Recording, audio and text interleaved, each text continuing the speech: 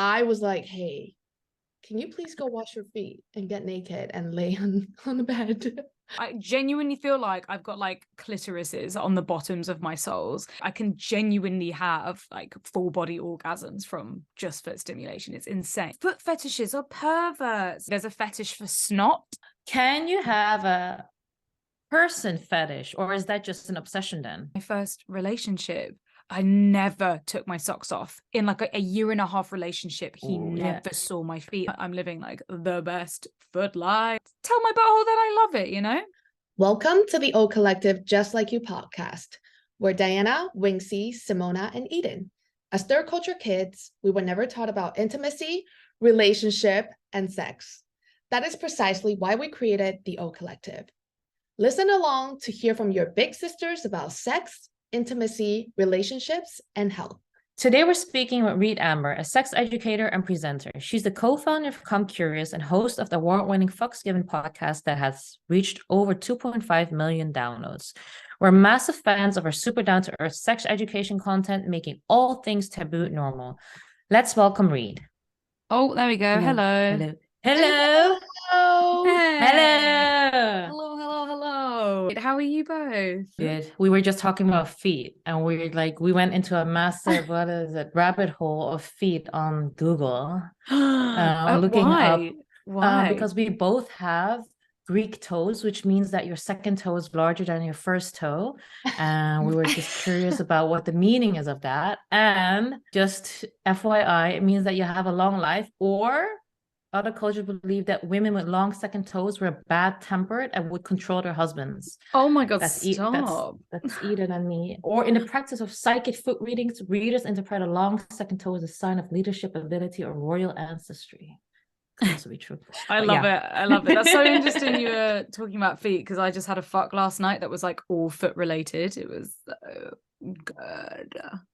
Oh, elaborate. Yeah. It's this guy that I'm kind of fucking at the moment, and he's got like the exact same like fetishes and kinks, and he's into like really fucked up shit, and like also into feet, and I'm like massively into people playing with my feet. So yeah, it was just insane. I'm a bit like disheveled this morning, like, oh my God, I have to go back to normal life right now. Like how long does that last? He was great. We fucked a lot. We like, it's like a whole session. We went to an exhibition and then came back, and it was like a lot of like foot play and tickling and like fooling around, and then we like fucked twice in the evening, fucked again before he went today. Wow. It was good, but like I really enjoy my feet being stimulated during we knew. We talked about that during the panel, and then it was why we went into this rabbit hole. It was like, oh, we need to do some research, and then on the feet, Eden actually, on the feet. So Eden actually inspired me, and so today I was like, I'm so excited for this podcast. I was working at a coffee shop, and I was like, you know what, I need to pack my shit and just go home and have my foot played with. And so my God, yes. Thank God my husband is home. I was like, hey, can you please go wash your feet and get naked and lay on the bed? I'll wash my feet too. So it's trying. It was my life. So thank you very much for like inspiring me to try playing with my feet. Yeah, honestly, it's such an untouched area. They're an erogenous zone. I genuinely feel like I've got like clitorises on the bottoms of my soles. If it's done the right way, once I get rid of the shame and like, oh, my feet, then it's like I can genuinely have like full body orgasms from just foot stimulation. It's insane. Oh, but you do have shame around your feet first. You need to overcome that first.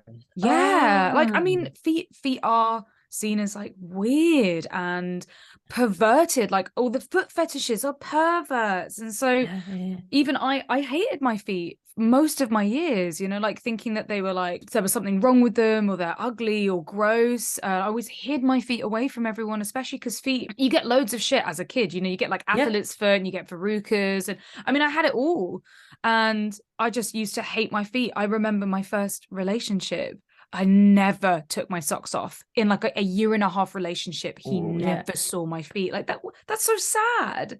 And then I was just like, what the fuck am I doing? You know, like there's such like an untapped erogenous zone, and now I'm living like the best foot life, you know.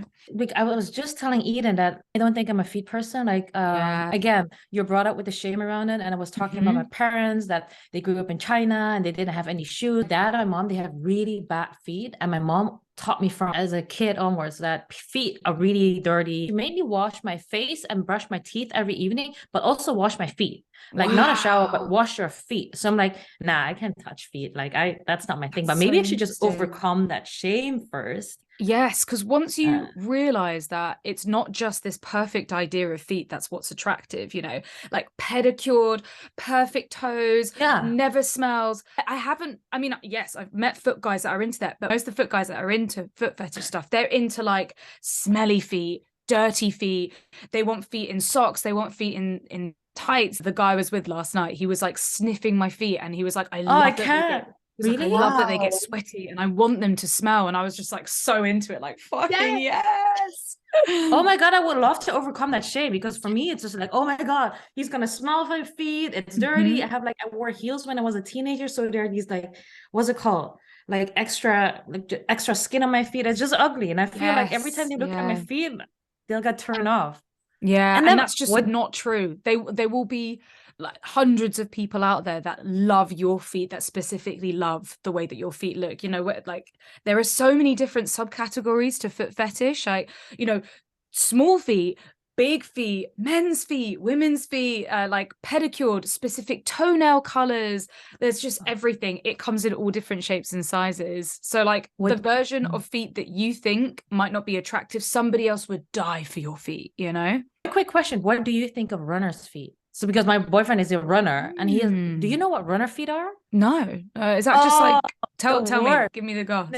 So he runs marathons, ultra marathons. So he runs a lot. So his nails, they break off, they get blue. There's like so much, what is it called? The extra skin that gets hard.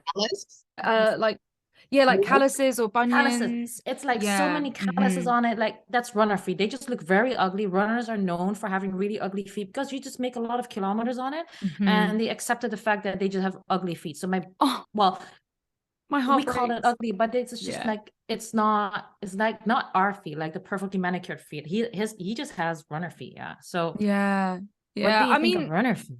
If it turned him on for me to play with his feet, then I don't think that would stand in my way. I would obviously like it if he took care of his feet, you know, if anyone took care of their feet, and if it, you know, if he was like, look, like I recognize my feet aren't looking the best at the moment, but I'm gonna go get like a pedi, I'm gonna go sort this out, and I really love my feet being played with or stimulated at the same time, then you just overlook it. It's not even something you think of, like you're giving your partner pleasure and something that they want. But it's the same with like anything that you're attracted to. There will be parts of your partners that you're not necessarily in love with, but you just overlook them because the rest of it's great. But I see what you mean, the runner's feet thing. But I also think there's like a picture of runner feet. I'll send you a picture of my boyfriend's feet. I would just to check in with you. I'll pay up, you know, make sure. No, they're for free. Oh, that's okay. This is the first time I think you're meeting Eden. Eden is she's tuning in from Bangkok. Oh, amazing. Hello, Eden. You both look so incredible as well. Like, oh, it's so nice. We put on some makeup. We put on some makeup. We're like, oh yeah. There's a video here, so we need to put on some blush and we need to look representable. Look fancy. I did the opposite. I literally swear to God, I rolled out of bed, still like fucked out from all this dick I've been getting, and then being like, oh shit, I got a podcast on. Oh God, rambling. But you look amazing. You have a feet glow. You have a glow. It's the fuck glow. It's like the good satisfactory sex glow, which I find really hard to get. Finding satisfactory sex and all of my needs met, I find really hard. But I found someone who's meeting my needs. Congratulations. How did you guys meet? On the dating app Field. It's the only app that I use. Yeah. Everybody is using it now. Yes. Every time I'm back on Hinge, I'm like, these people are so basic. I cannot. Field is just like a really good kind of like, there's loads of creative people on there. It's very kink friendly. People are extremely honest about what they want, which is perfect for me, because I'm just like, I need this, this, this, and this. And if you can't make this, then fuck off. Like, we're not gonna click. I mean, Field, the app is fucking buggy as shit, but it's the best place that I meet people. Like good people that know how to fuck, know how to communicate, kinky, open to trying new things. Yeah. I mean, I sound like I'm a motherfucking advert for Field, but they are not sponsoring me, just to say, but it's the best app that I've found anyway. Yeah, I've heard the same. I love that. Also, it's like almost like meeting people at a BDSM party. I've like been to a party and this guy came up and introduced himself. He was like, "Hi, I am 40% dom and 60% sub. I am from wow in Carolina.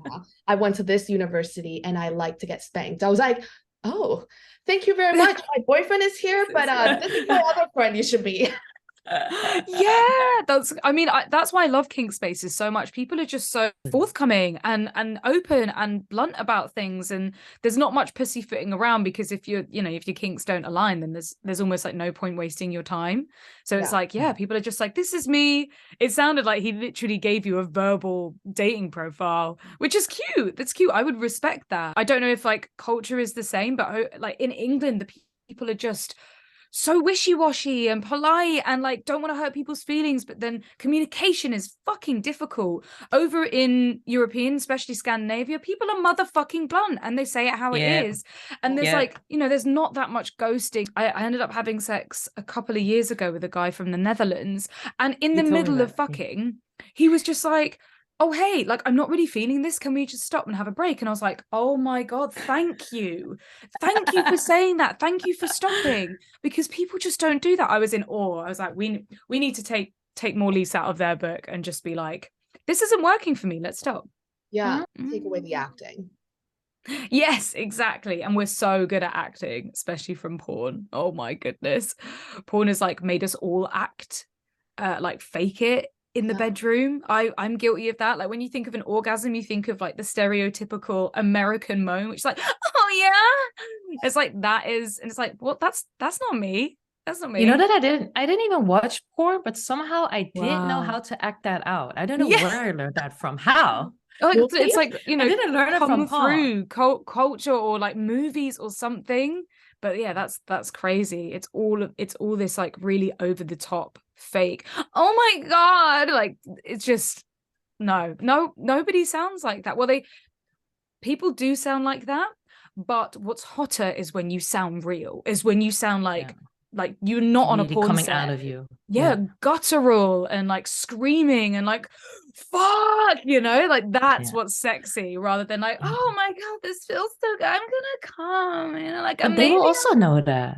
They will also know, right? I would think that the other person, I don't know. I would think that they would know, that they'll notice. Okay, just a random side question. All right, okay. We keep getting sidetracked, but like, why? We haven't even gotten to the questions that we had lined up, but okay. Yeah, why don't they ever like make, well, like in porn, they never feature the men when they orgasm, nor do they like zoom in the sound the men makes. Like, it's really frustrating. It's very much male gaze. A lot of porn is very male gaze because they genuinely thought that it was only dudes that watch porn, or only dudes that paid for porn, and then women and other genders just didn't want to pay for that kind of porn. They didn't want to look at that kind of porn. Jokes on them. I know. It's so frustrating. And this is why I'm trying really hard to watch more ethical porn, because it gives a varied view of everyone involved instead of just focusing on the woman. It's like it's normally like a headless dick, right? That like is fucking in the moment. Occasionally you cut away and see the dude, but it's just like, a faceless penis. Although last night the guy I was sleeping with, he did say, which really made me think, he was like, I don't really like it when I see the guy, because it means I can't put myself in his place and imagine myself there. I like it when I don't see his face, because then I can more likely imagine it's me. And I was like, wow, that's fascinating. Never thought of it like that before. The face is important. it must be to do with sexuality.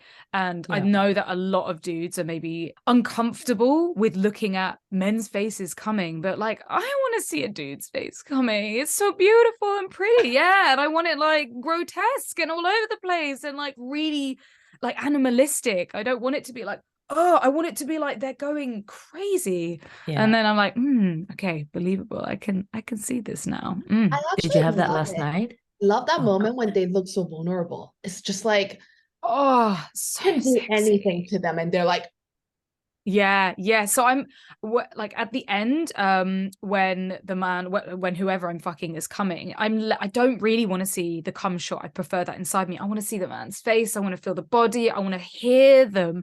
Hearing them is so important. And every time I'm with someone that doesn't make lots of noises, I'm like, like I love it. It's always positive encouragement is the way forward. I love hearing you make moans and groans and just feel free, because I want to hear that guttural, like, oh my God, like screaming. And some people like are very, very encouragement. silent. Yeah. Like, come join me in this. And plus, orgasms feel better when you allow yourself to scream. Is that so? Is that honestly, like, try it at home. That isn't science. I can't like bring some science here, but try it at home when you're masturbating and you have an orgasm. And I know it's difficult, especially if you're lying next to partners or if you're in a house with people, but I'm really trying to allow myself to vocalize when I'm orgasming on my own, and it does feel so much better. It's like another type of release. It's so incredible. Honestly, give it a go. Give it, so try it. It's different from the little moan. Yeah, when you're just The like, little moan versus that one. It's not when that. you're like, so you really have to go. Yeah, like, exactly. No, You this is like suppressed.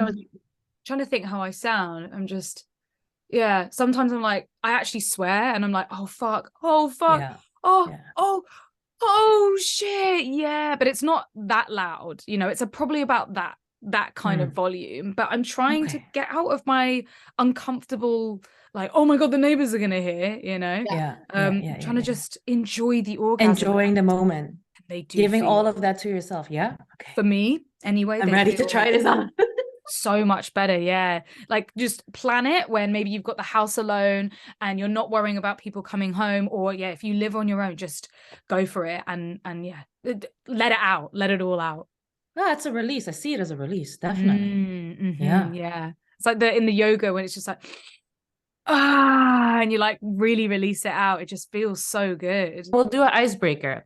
Okay, Reed, what are your top 3 fetishes?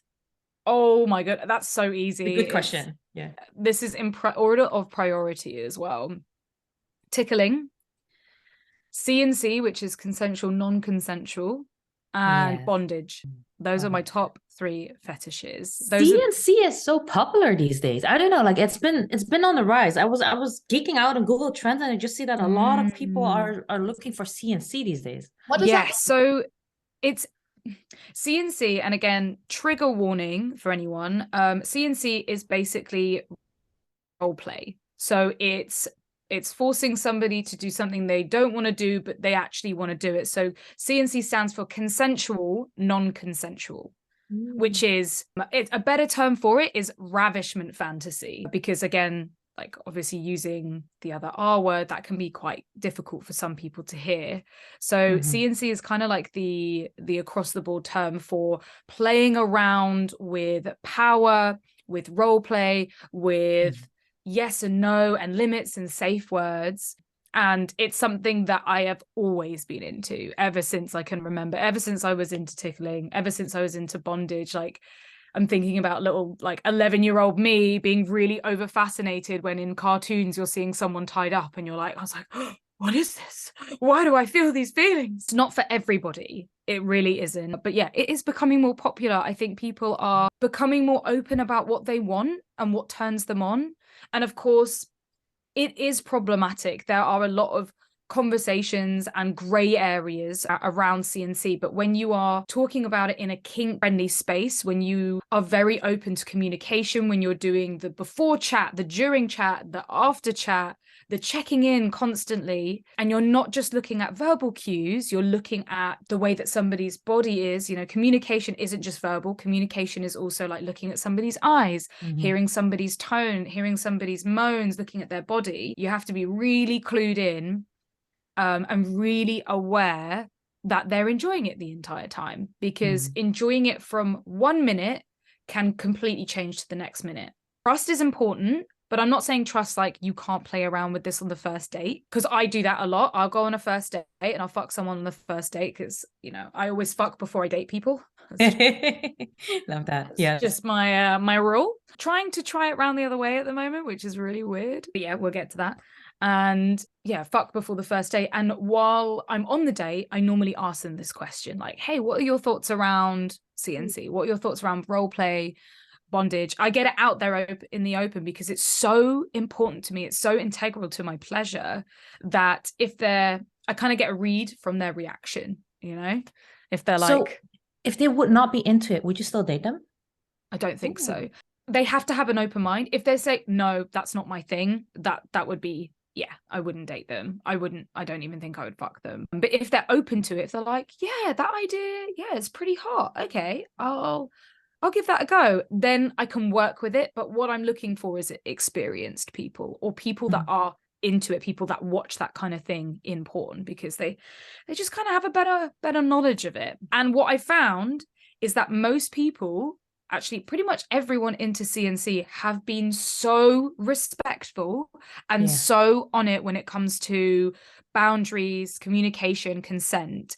What worries me is the doms, the ones that's like, I'm a power top dom, I'm dominant and that's it. Those are the guys that worry me. I'm like, are you a real dom? Are you a fake dom where you're like, I'm really powerful and I'm gonna just slap you around and hit you and mistreat you, and not actually respect you and ask if you're okay and give you the aftercare that you need? That's going around a lot at the moment. I see it so much. It's all these, like, I call them fake doms because it's just like they're pretending to be dominant, but they're like, no, I will never be submissive. You will never make me do anything. I am the one that makes the rules. I am the one that has control. That scares the shit out of me. Yeah. It's like, if you want to be a successful dom, you should at least try being submissive. And also in that space, the submissive is the one that has the control, because you will never do anything that goes past their limits. You will never do anything that they do not want you to do.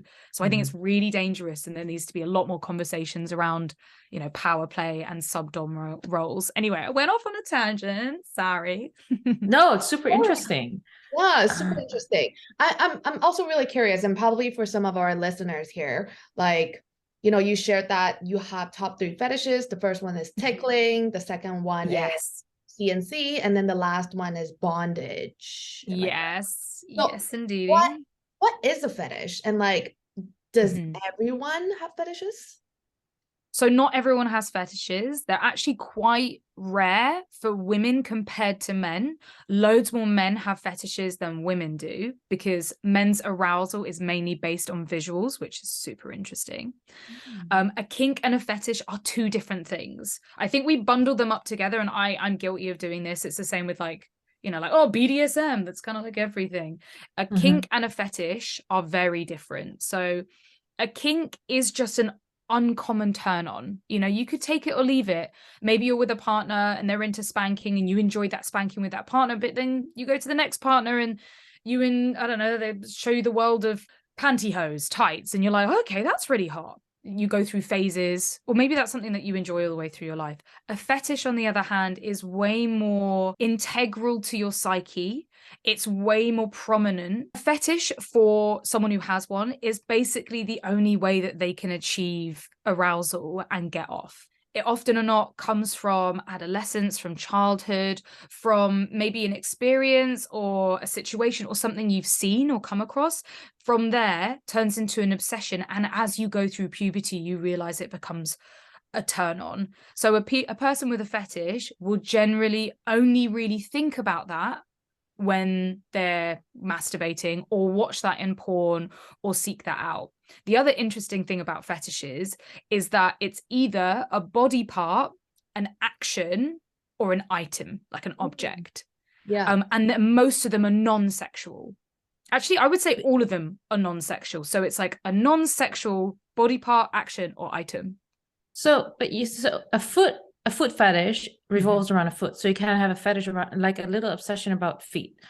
Can you also have a foot kink?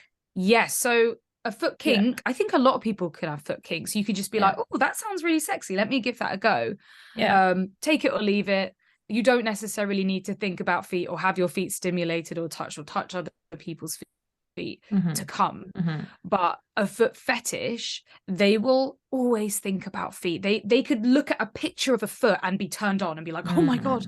It's almost like involuntary, the reaction. And it's the exact same for me with tickling. Tickling was something that I enjoyed when I was younger.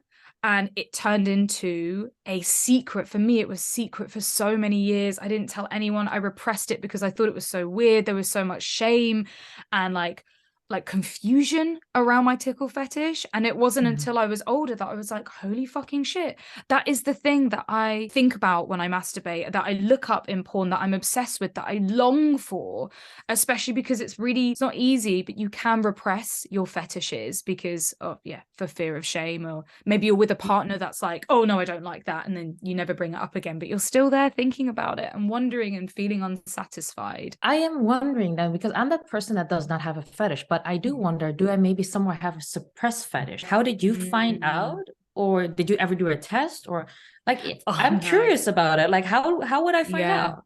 Oh God, I wish there was a test. That would be so interesting. Like BDSM kink test? That's a fun test to do, but I don't know how legitimate that test is. And I don't think it would be able to show if someone has a fetish. I honestly feel like if you have a fetish, you kind of know. There's been that one thing or several little things that have just like uncontrollably turned you on throughout your life. For example, feet, or for example, messy fetish. So like food, sploshing, getting like involved in custards and cakes and creams. And that will be the thing that maybe you just don't tell anyone about, you're embarrassed of. It's so hard to try and figure out if it's a fetish or not. Yeah, I'm visualizing food right now because I really love food. I'm like, maybe you have a hidden food fetish. And I was just trying to think of food, and then I put food next to sex. I'm like, no, it's not that I would like get turned on by food. I would just opt for food instead of sex. I think that's that's different. I think it's almost like having a fetish is something that you can't deny, that you can't run away from, that's always there. But it can just take a long time to really embrace it. And the more you embrace it, the more you will feel enjoyment and sexual pleasure and gratification with sex. I was so unsatisfied for so many years of my life, until I finally was like, no, I'm into this. I want this. And then I was like, this is me. Once I finally accepted my fetish, I felt like I finally accepted myself as a whole, which is really, really hard to do. There's just so much shame around it. Lots of people are stigmatized as perverts, as weirdos, especially if it's that one thing that gets you off. Like, for example, latex. You know, you might have a latex fetish and everything to do with latex is a turn on. So the smell of it, the look of it, you think of it, you look at pictures online, you think about people in latex, you want to be in latex. The whole world is almost like your whole sexual world is consumed by that thing or several things.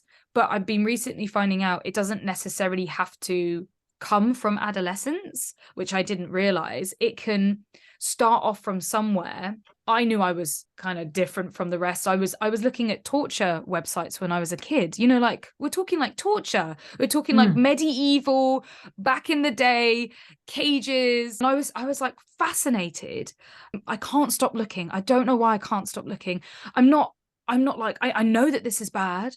I know that no one's enjoying it. There's no pleasure here, but I just still can't stop watching it. I couldn't figure out what it was. And it wasn't until later that it sort of developed into, the more I looked into it, the more I realized I liked the bondage side of things. I liked the control side of things, but I didn't like the pain side of things. Now, for other people, they love the pain. You know, I've watched people literally orgasm from being whipped and spanked. Just from being whipped and spanked. It's one of those, you kind of have to do a deep dive in your psyche. The more research you do within this, the better you feel about it. It helped me so much to understand why I feel the way I do. It was really life-changing. Would you say that fetish is what makes you, like, that image or like that thing you have in your head or whatever thing you see is what gets you off, like literally what makes you orgasm? Do you think it's that thing? Because like what you have inspired me is there was always an image, and I don't think I've ever told anyone this. Okay, so I'm here. Like I have reenacted in a role play once before, like just verbal cues with my husband. I think I have a thing for like out of panty penetration. Like that's a fetish. It's just yes, I think it is. Yeah. It's just like something about someone touching, the idea of someone touching me outside of my panty. Just like the idea of that, the thought of it, the image of it, like just reimagining that, just like I can't. That's the thing that gets you going. Yeah. I'm like, yes, I'm there. So that's fascinating. It's definitely worth doing a deeper dive on, because like, what is it about that you enjoy? Is it clothes on? Is it the specific underwear? Is it the texture of the underwear, the fabric of the underwear? Is it kind of like a barrier between your actual vulva and that? There's honestly, you could do so much of a deep dive, because fetishes and kinks, they are so diverse and there's so many different subcategories that ping off everywhere. But if that's the thing that every time you masturbate or you want to orgasm or you're with your partner and you think about that over and over again, that could very well be a fetish. Very well. And also maybe it could be like a consensual, non-consensual thing. I like, now you're like I'm like, that could be that, because I'm when it's just like, oh, stop touching me there, don't touch me there, but like, oh my god, I love this so much. Oh my god, that sounds so good. Oh, so we just hot. discovered something here today, Ida, and you're into CNC. Maybe it's worth exploring. Maybe, you know, ask, I don't know if your partner's down, but asking your partner, would you mind, like, let's play around with this, let's explore this. I'm gonna wear these panties, don't go underneath unless and then I'm gonna say things like, no, stop, like, we shouldn't do this isn't for me. Oh no, I don't like this, you know. But keep going, put in your safe word. You're like, pineapple, if I say pineapple, stop, gone too far. But it could be so much fun to play around with it. You just have to do it like bit by bit, baby steps. You don't have to go in fully. It doesn't have to be like a whole role play scenario. It could just be, or maybe it does. Maybe you do. That also does help get you into the character. That's so exciting. Congratulations. Thank you. It's props to you. Like, I think you've inspired me to do quite a lot today, like from feet to explore to like understanding my fetish. Yes. I think also what would define it not being a fetish is if maybe it's not something you have to think about to get arousal. You know, if you can think about other things. But I don't know, maybe I'm taking this back, because a long time when I was repressing my fetish, I would get off on similar things like bondage and CNC, but I would tickling, for some reason, I was so ashamed of, even though it's such a normal, harmless, non-sexual act. I said, okay, let me take that back. Let me take the harmless back. I do not condone any non-consensual tickling. Like, that makes me feel extremely uncomfortable. For me, it's very intimate, even though that's what in my spare time, like, I watch on porn and I enjoy that in porn. I'm not condoning anyone to tickle somebody if they really don't fucking like it, because it can be traumatic. It can be horrible for the other person. I mean, that's half the reason why I like it, is because it's probably like super intense. It's overwhelming. It's like voluntary. There's so many things I love about it, but it's not for everyone. Tickling is not for everyone. Same with CNC and bondage. Got to put the disclaimer in there, you know, just in case. Yeah. Are there any good or bad fetishes? There's a lot of debate and a lot of gray area with good and bad. I don't think any person is bad for having a fetish, most of the time, because it's out of their control. But there are fetishes that can be very difficult to have, that can cause harm to themselves and harm to other people. For example, I was speaking to a dominatrix, and one of her clients, the fetish that he had was to be forced to make himself sick. And that was his fetish. That was like what the thing that got him off. And because he had been doing that so many years, his gag reflex was really strong. He'd been harming his throat, harming his teeth. Some people don't want their fetish. Sometimes a fetish can be really horrible and disruptive and destructive to have, especially if you're in a relationship. You know, there are so many fetishes. Like some of the most interesting ones I've heard is like people being pushed down the stairs. Imagine having that as a fetish. That's gonna suck balls. Imagine, so there was, when I was on the babe channels, when I was doing my little call me, there was a guy that used to call me that would want me to mime and mimic me straddling him and stabbing him in the heart. What? And that's what he loved. That's what he wanted. He wanted me to stab him so many times and watch the life drain away from his eyes.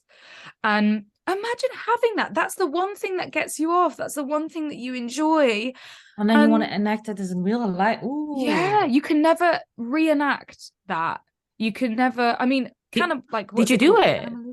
No, not in real life. It was just no, like, but I mean on the phone. Like, how do you like? Yeah, I was just surround. Are you in your room or you're in a call center surrounded by other people? Yeah, and then you need to reenact it. I would just straddle and just be like, yeah, like, so the screen's there, you're watching me on the TV and I'm there like, yeah, I like that, you love that. And they're hearing me on the phone, right in the heart, you know? And he would just be like, oh, you're so good at that. You know, there are other easier things to have fetish for, like high heels, particular type of high heel.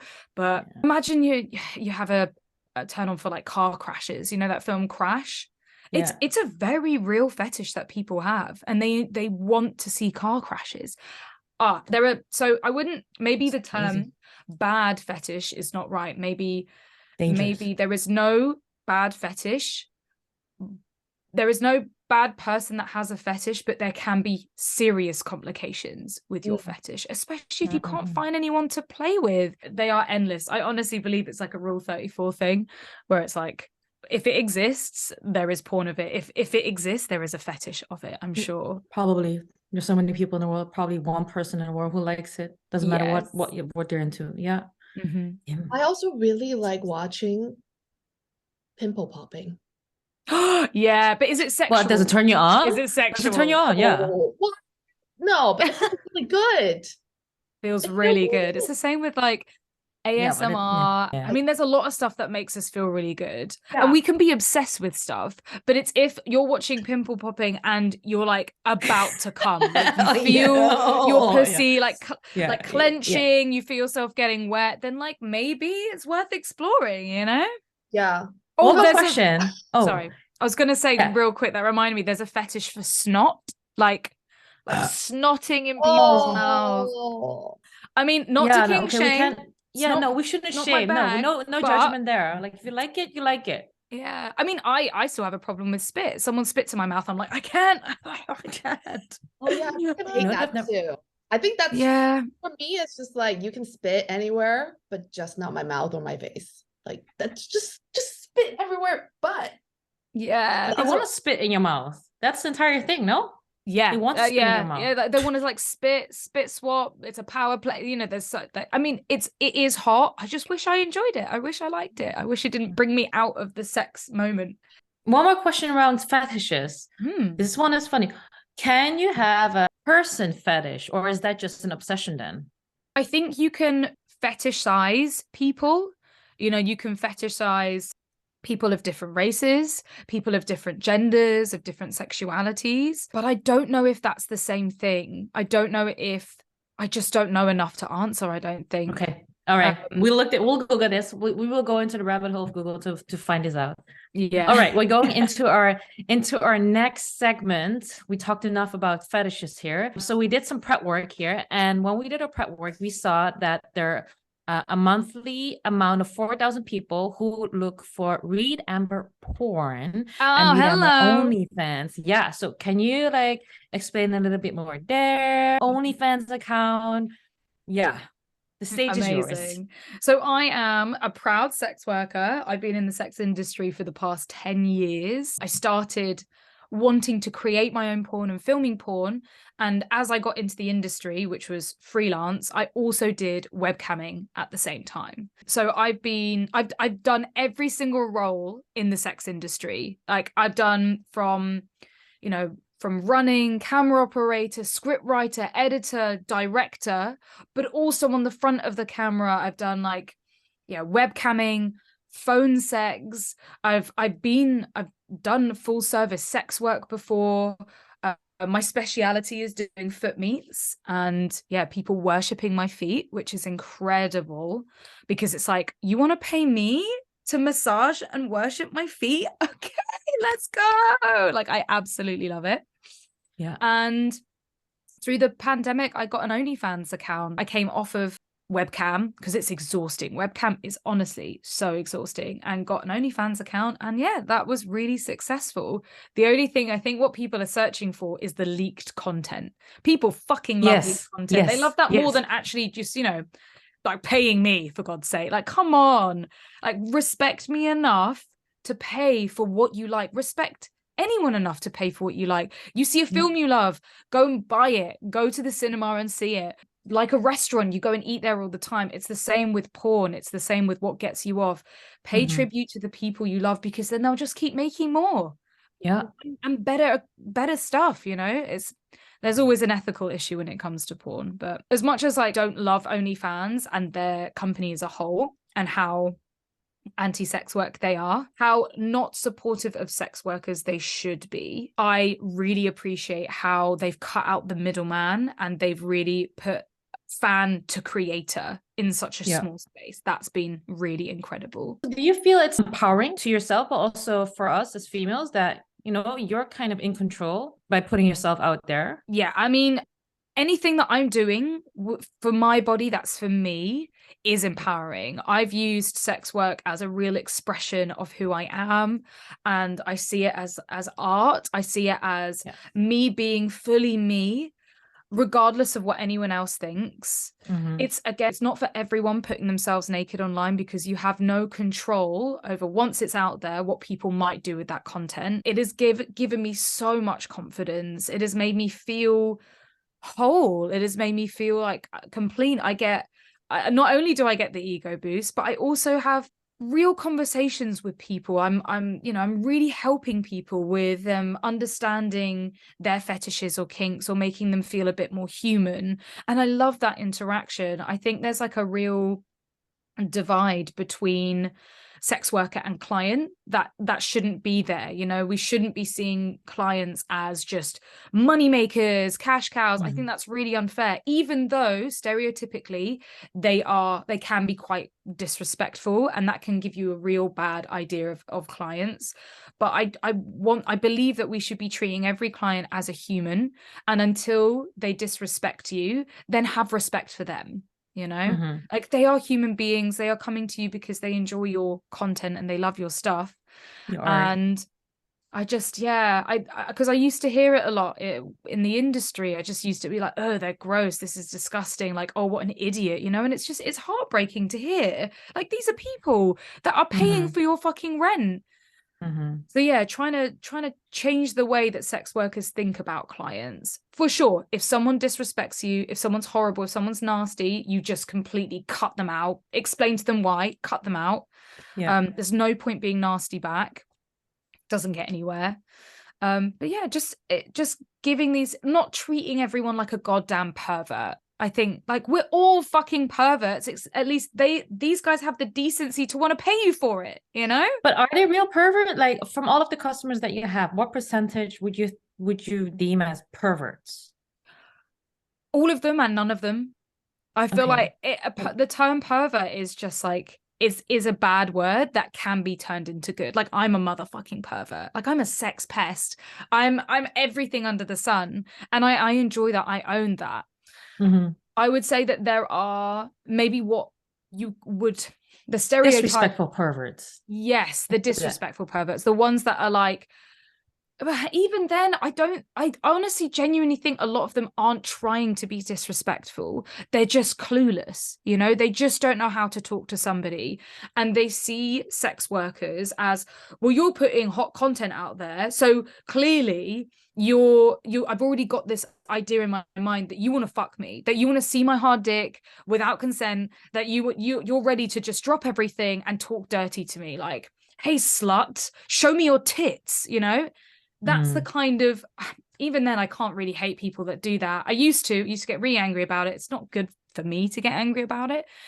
It's just, I really pity you for not having the tools to be able to talk to women, to be able to see that I'm a human. I mean, that's taken a lot of learning.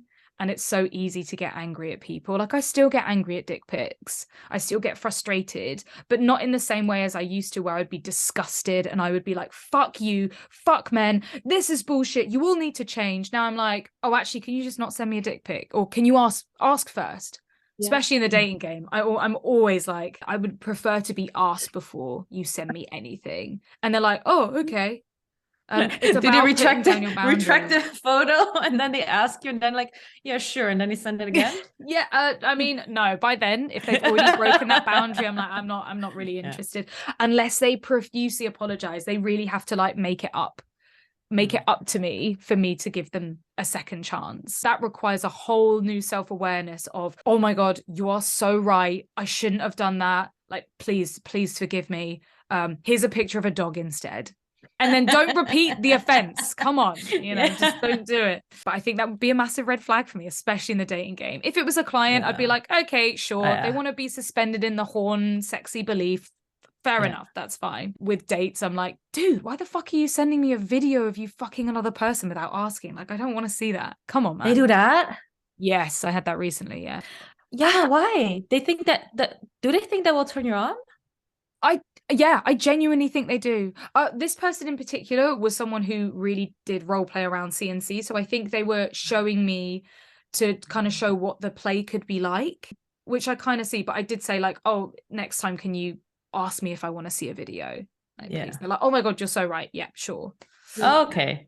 Because it's really hard. It's really hard putting down your boundaries like that. Because it's really hard to phrase it. But now I've kind of become hardened to it. And I'm just like, it's like, dude, what the fuck? Why would you do that? Or if they're communicating like a child, I did this the other day. I was like, they were the way they were communicating was so bad.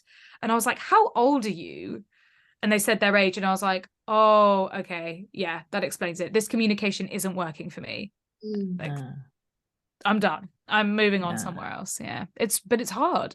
It's hard to do that. Especially as a woman, it's hard to put boundaries down as a woman. Definitely. We normally are the yes animal. Oh, okay, yeah, sure. Or yes. Okay, and inside you're like, no. Sorry. I do have a question. What triggered you to want to be in sex work in the beginning? Because you mentioned just now you've been in you've tried all sorts of different sex work, and now you're on OnlyFans, you're on YouTube, you also do education. Like, what inspired you to start in the beginning? I think I've always been sex obsessed. Always, ever since I was young. And I think that kind of created this idea of who I was and what I wanted to be and what I was interested in. My mum brought us up believing like, just do what you enjoy. And that was the best advice I could have been given. So when it came to doing sexual stuff, especially when it came to work, even though she was like, oh, I don't think you should be doing that, I was like, I really feel this deep down. Like, this is who I am. Took a lot of figuring out and learning.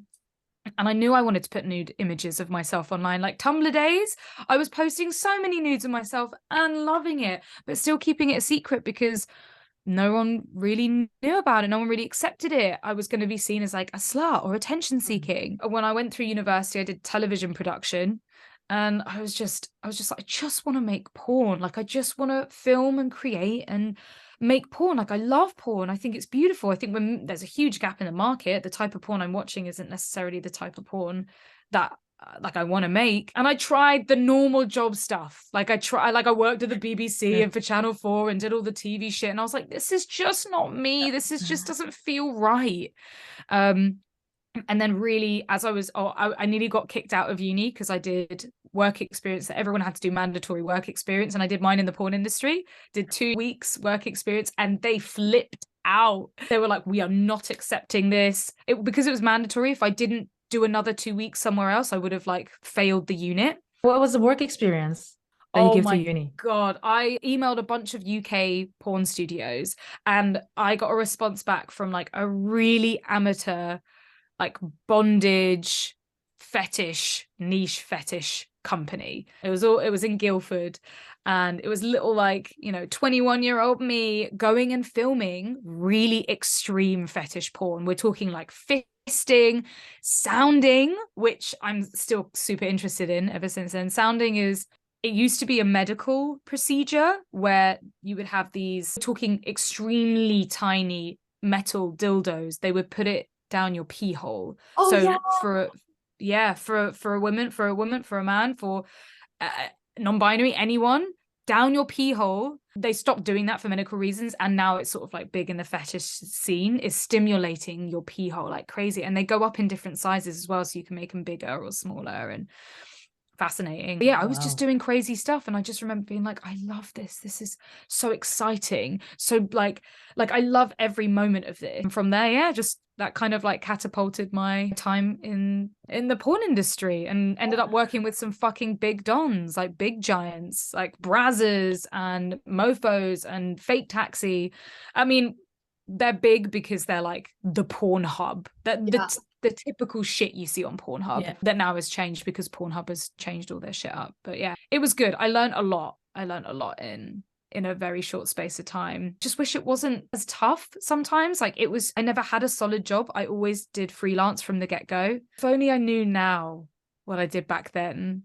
I think it would be different. Shit would be different. Because also I faced a lot of sexism being a woman in the porn industry. I remember a really weird conversation I had with one of the bosses, and he was just like, you can't edit. Why do you think you can edit porn? And I was like, wait, what? Like, why can't I edit porn? And my excuse at the time was, oh, but I'm bisexual, so I'm going to be seeing what a man wants to see as well. And he bought it, but really I should have been like, wait, what the fuck? Why couldn't I edit the same as a man?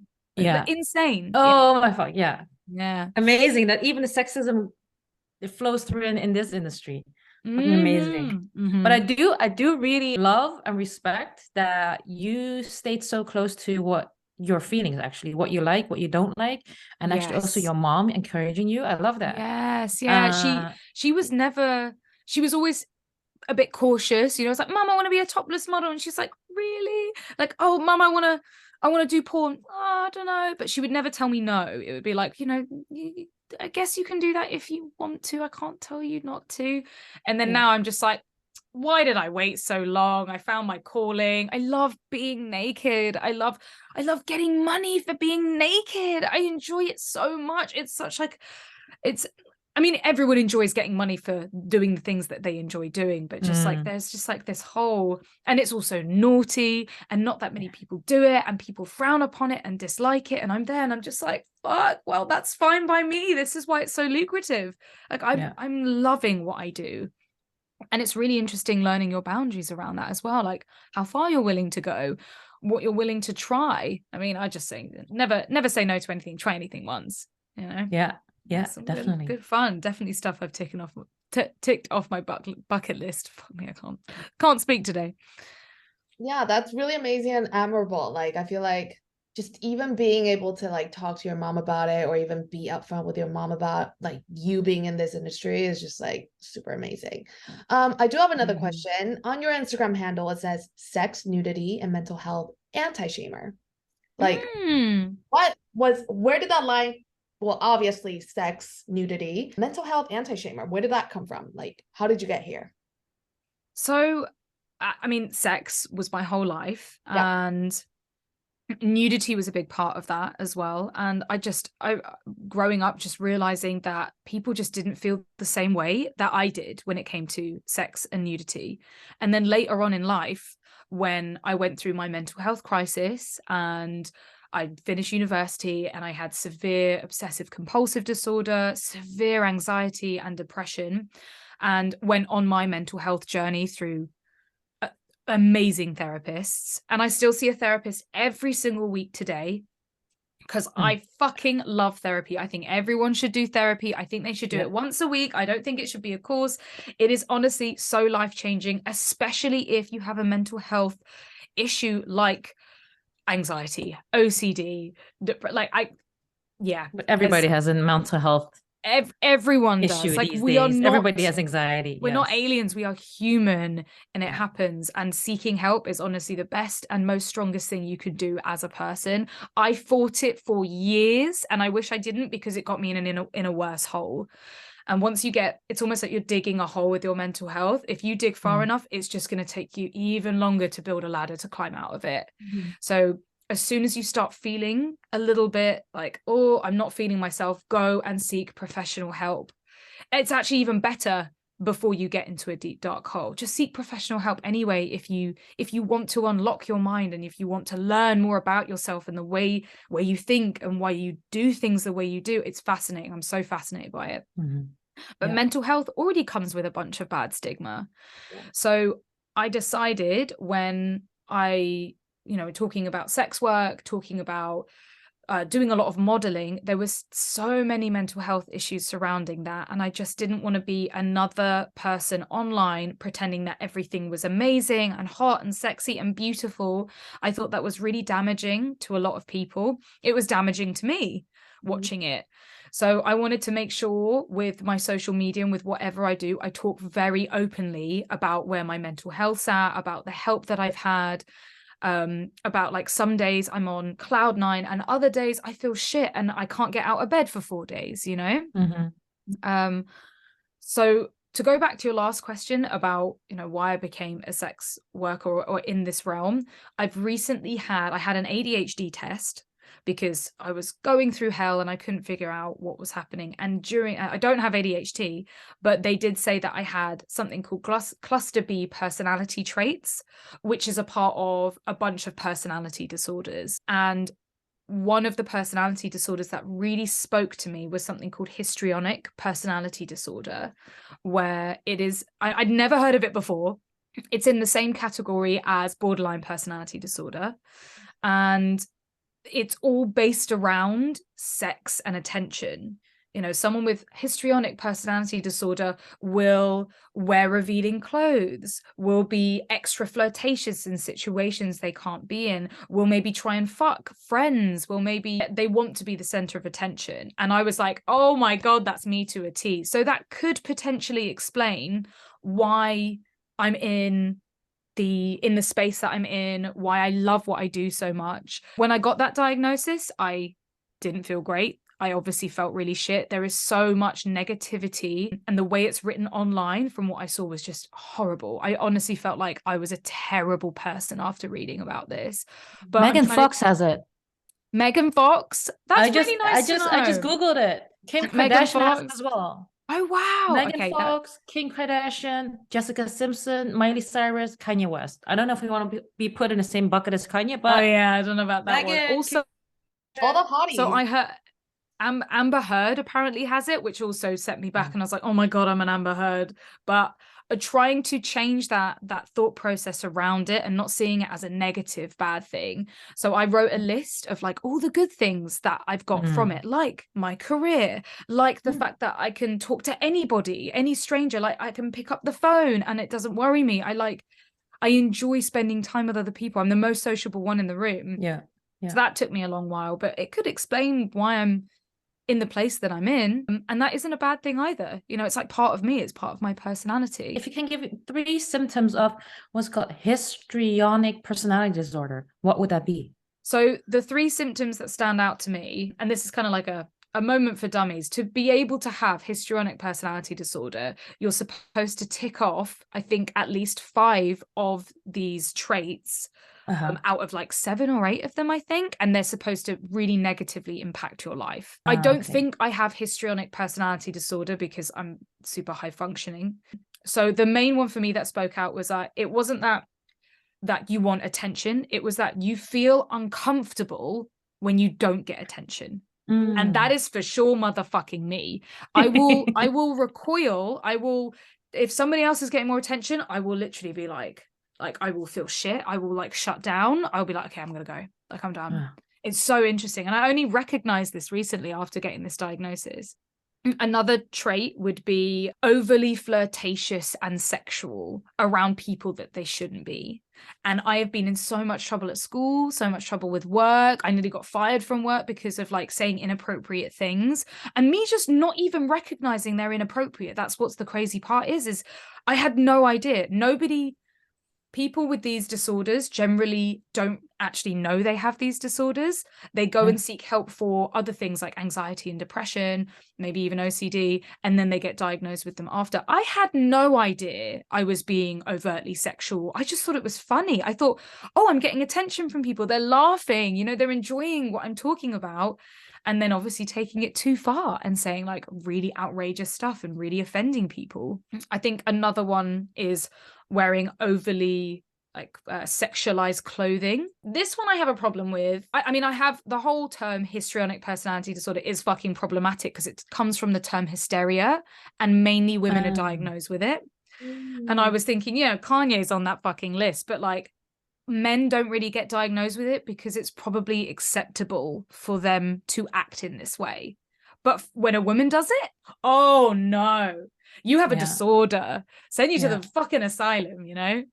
So yeah, I wear really I would rather be naked all the time if I could, but you know, it's England, so I'm in a t-shirt. Well, you can.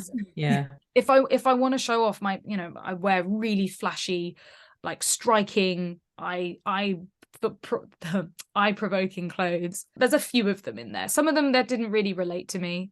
And I do think another one was like having sex with people that they didn't necessarily want to have sex with people because it's like attention. But I don't know if I do that. But that would be half the population. I feel, well, no, maybe I'm overgeneralizing right now, but there's so many. I would fuck anyone. But then again, thinking about it, if I'm really going into the deep psyche of it, I'm dating at the moment. I'm freshly single from about a month, and I'm dating. And the way I've always seen sex is fuck first, date after. So maybe there is something in there. You know, it's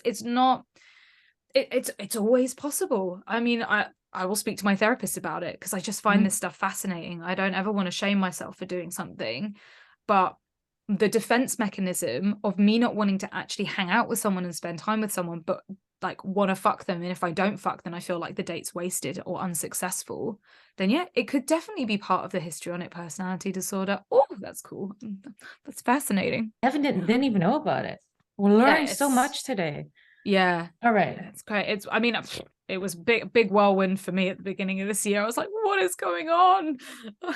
Like, I'm a nymphomaniac. I'm crazy. Like,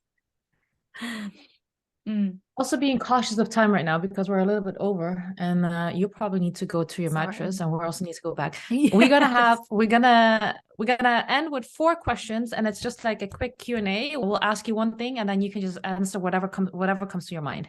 Okay. All right. Amazing. 1. What is your favorite vibrator? Oh fuck, my wand, my Doxy wand. Absolutely. What are your favorite OnlyFans accounts, and who are they besides your own? Oh fuck, I can't remember their name, but it's this amazing couple that I found via Pornhub, because Pornhub now are only with real people, real couples, real content creators, and I pay for their OnlyFans account because they're this gorgeous couple, and they do a lot of like tickling videos, a lot of bondage, a lot of like teasing and sensual, but they're so clearly in love with each other, and yes, I absolutely support. 2 tips for women who want to feel empowered. Ooh, 2 tips. Take photos of yourself naked. They don't have to be with anyone. Like, they don't have to be for anyone else's eyes. Take nudes of yourself. It's not easy. It's a skill you have to learn. You have to practice to do it right. But take photos within those nudes. Take photos of the parts of your bodies that you don't like, the ones that you have hang-ups over, the parts of your body that you don't often see. So for me, I don't really see my butthole, so in my nudes I try really hard to see my butthole and like talk to it and tell my butthole that I love it, you know. Oh my god, that's another challenge for tonight. A very uncomfortable challenge. Yeah, actually, because difficult. I need to nipples, okay. vulvas, nipples is okay, but yeah. Tummy's a good one, you know, not trying to suck in and look super like tight and perfect. Having a nude where you just look nice and relaxed and your tummy is just out looking all sexy, honestly, and you do that enough and it will change the perspective of how you see yourself. What are the tips you would give to young Reed? Oh my goodness, young Reed. Go to a therapist sooner. It will change your life. Stop beating yourself up. Oh my God. Stop like harming yourself. Stop the language that you tell yourself. Stop telling yourself that you're pathetic, you're an idiot, you're a bad person. Change that language. Actively change it, because changing that language makes you believe it yourself. Stop that inner critic. You know, just love yourself. Give yourself a fucking break. If you need to chill out, chill out. You don't have to work yourself through the bone. You don't have to do anything you don't want to do. You don't have to like see people if you don't want to. Just chill out and just give yourself some love. Give yourself a goddamn cuddle. God, Reed for president. Seriously. If people want to know more about you, want to follow you, want to ask you anything, what do they need to do? Or want to follow your OnlyFans account? So come find me at Reed Amber X. That's spelled REED Amber X. That's Instagram is probably my main platform. I'm posting every day on stories, and I'm posting most days on my feed. I'm on TikTok now, trying to do the TikTok thing. What the fuck is that about? Twitter. We're all doing and of course my OnlyFans. I have 2 OnlyFans accounts because I'm a greedy bitch. I have one which is Reed Amber X, same as my handles. I'm Reed Amber X everywhere. And then the second account is for my foot fetish lovers. So it's called onlyfans.com/Reed Feet and More. And you can find all the links on my link in bio in Instagram, but mainly on my Twitter. My Twitter, I'll post like semi-racy content, stuff that Instagram won't allow me to. Nice. But yeah, come check me out. Come say hi. Oh, and I do customs as well. If you have a fetish, if you have a kink, I do customs. Just DM me and I'll get it started. It might be us. Yes. Yeah, it'll be like the pimple popping and like the runner's feet porn. I'm into it. I'm into it. Exactly. Tonight, immediately get a request. All right, cool. Thank you so much. This was such a nice podcast. Loved it. Thank you so much for inviting me on. You're 2 incredible people doing an incredible thing. I honestly love the O Collective so much, and it was such a joy and a treat to meet you in person at Sex Talks as well. So yeah, thank you for having me on.